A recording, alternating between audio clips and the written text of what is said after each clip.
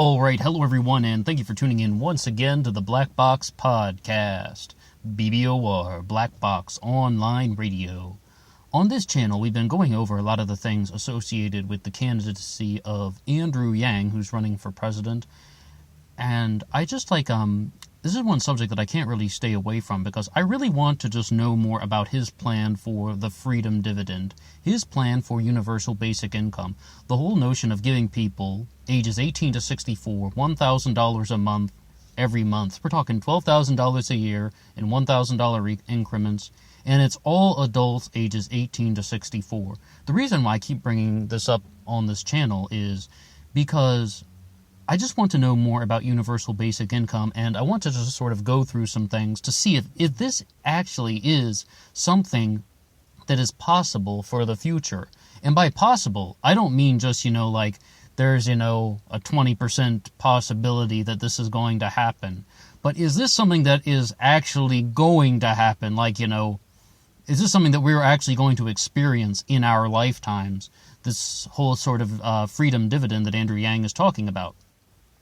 And there is a lot of opposition to the concept of universal basic income. And one of the biggest oppositions comes to us, I was listening to the show The Majority Report with Sam Seder, and, he's I guess a social democrat. I'm not too sure about what type of labels the people on his show use.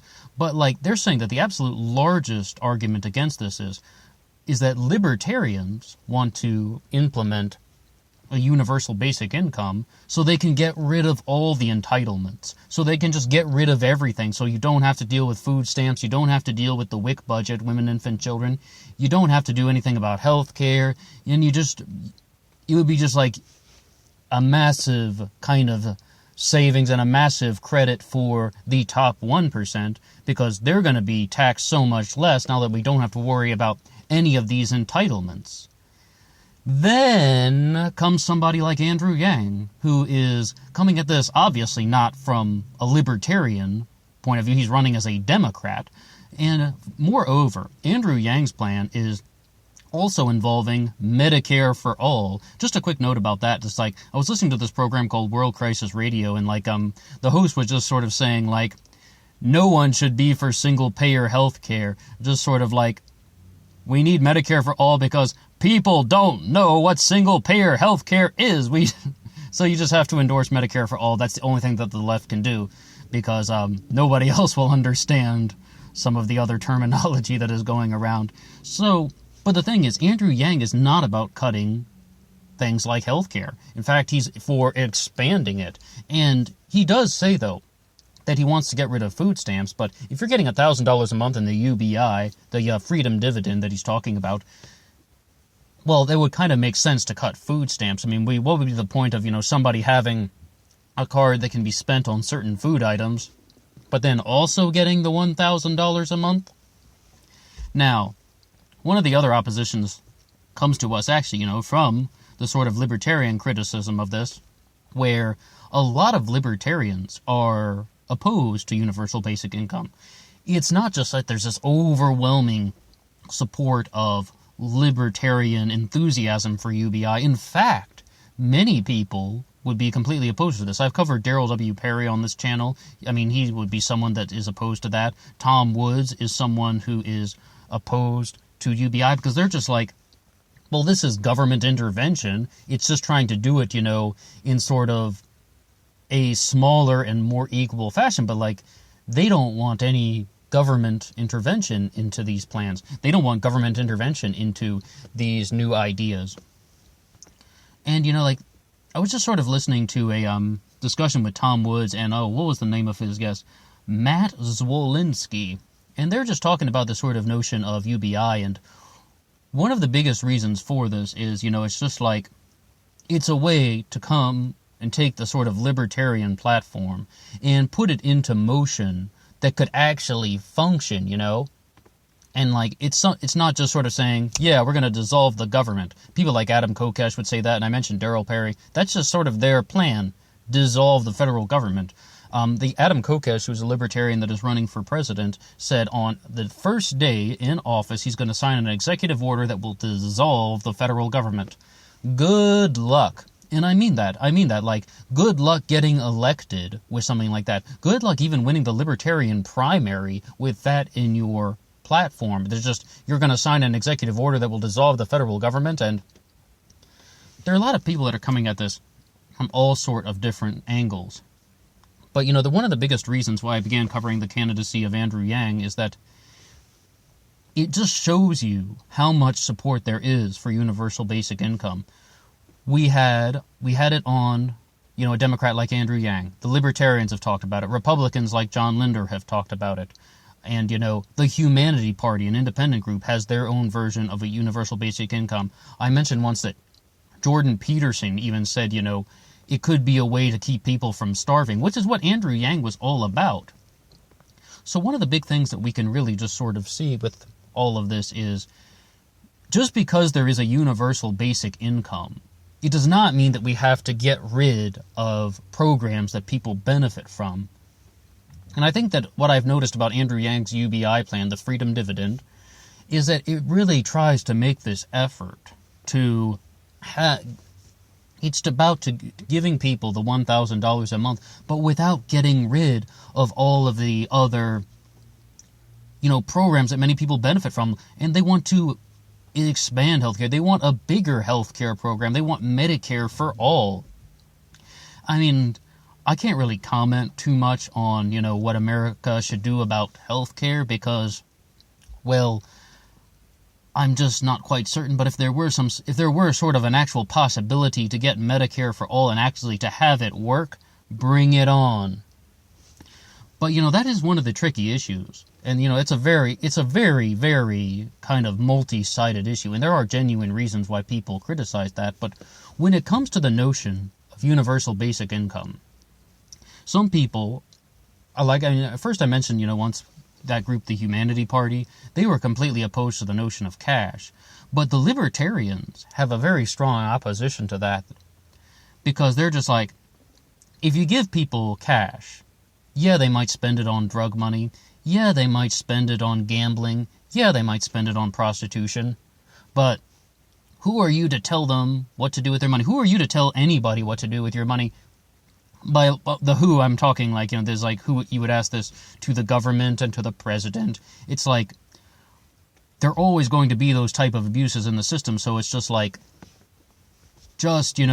let people make their own decisions. And if they do choose to do something like, gambling, drugs, prostitution, that is their decision. I mean, it's like, and this really stems from something that is much larger and much more kind of philosophical, and I'm very hesitant to use that word philosophical, but it's actually just kind of in the whole principle of you don't have the right to tell somebody else what is good for them, in the sense that people eat fast food. That's not good for you, right? People eat potato chips. Those aren't good for you, right?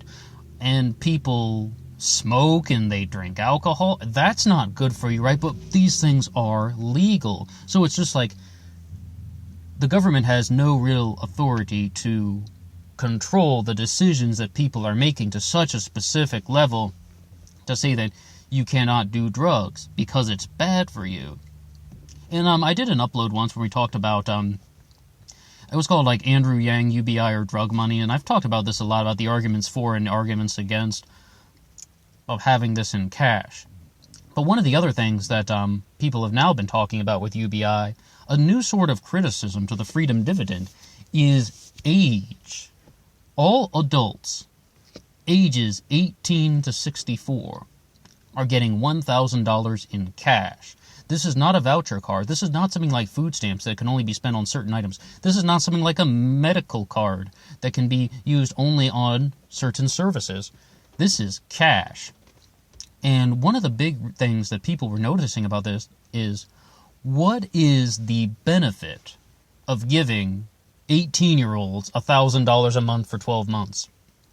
I mean, one of the, I was listening to another program, and I can't even remember the name of it right now, but it's like somebody was talking about this should start at age 27. And it was just like talking about people are too immature, like at ages 18 and 19, and in reality, you would be giving teenagers, 18 and 19, $1,000 a month, every month for a year, and it's like, imagine how different your college days would have been if you just got $1,000 a month. Imagine all the pizza and hot wings, and I don't really know, maybe you'd buy a blow-up doll or something every once in a while. I mean, I know I would because I'm weird and stuff, but it's like, on the one hand, yeah, people are just making their own decisions. On the other hand, the sort of real opposition, I'm going to tell you on a personal level, I'm not just sort of putting out information. I think that is way too excessive. Age 27,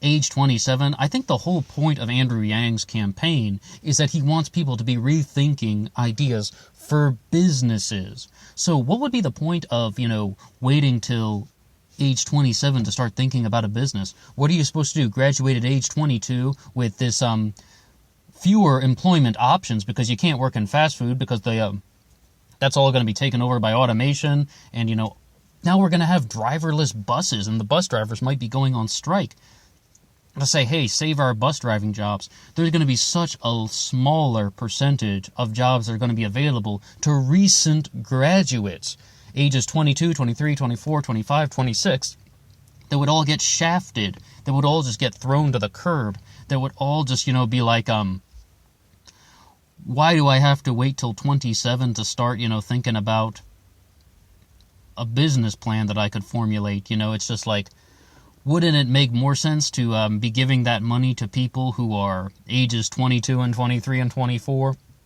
All right, maybe you're not the most mature. When I was 22 and 23, I'm not going to lie to you. I was immature, I was weird, I was ridiculous.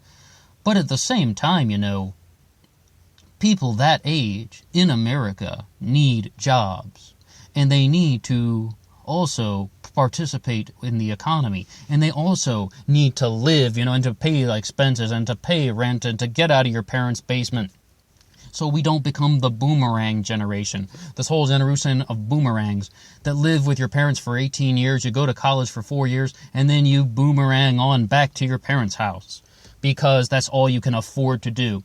We need to just get out of that complete mold. And Andrew Yang's UBI plan is a way to do that. Even if you can't rent an apartment for your $1,000 a month, maybe you get some friends together, you share a bedroom or something like that, but you can slowly start your life. It's not perfect.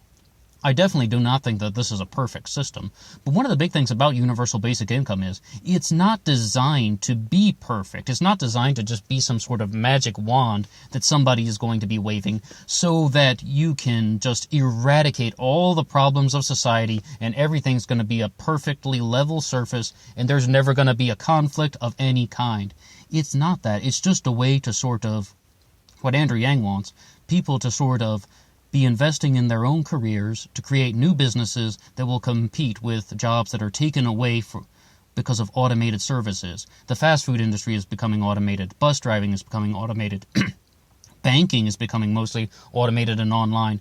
And, cashiers in places like Walmart and the supermarkets, those things are all becoming automated. So there's going to be a smaller amount of jobs that people are going to have available to them.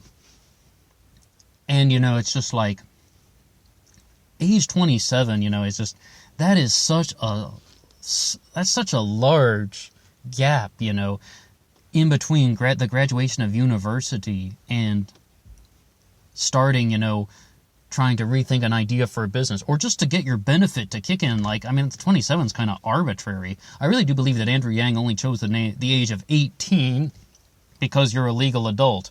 And it's that whole, now we're back to some of the libertarian things. Who are you to tell an adult that they are not mature enough? Or even if they are immature, they have every right to be as long as they aren't breaking the law. If you want to go spend all your money on hot wings and pizza and buy a couple blow-up dolls and do, whatever you want with them, you have the right to do that as well. All right, well, that's a little rant from me today. And we're going to keep following some discussions on universal basic income and just to try and explore more about it.